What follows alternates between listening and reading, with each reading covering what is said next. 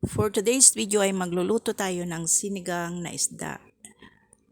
Sinigang sa kamyas. Ito ay isdang dalag.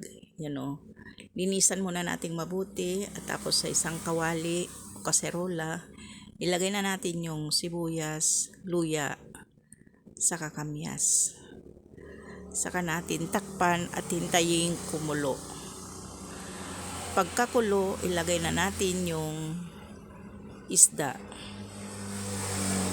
Yung isda guys, lagyan na natin ng asin para manuot yung lasa. At kung sakaling kulang pa yung lasa niya, dagdagan na lang natin ng asin, konting asin. Yan, takpan natin hanggang maluto. Pagkaluto, timplan na natin ng seasoning granules at konting asin. Be sure na hindi natin masobrahan. Kung sakaling nabot mo tong puntong ito, that means nagustuhan mo ang aking video.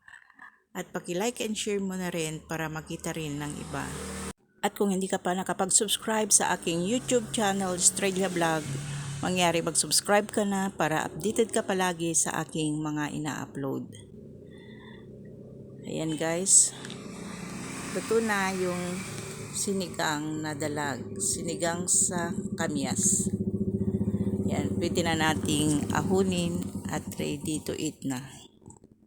Sana guys, may natutunan na naman kayo sa binahagi kong video. Sana huwag kayong magsasawang manood sa aking mga ina-upload. Hanggang sa muli guys, thank you for watching. And God bless everyone. Bye-bye.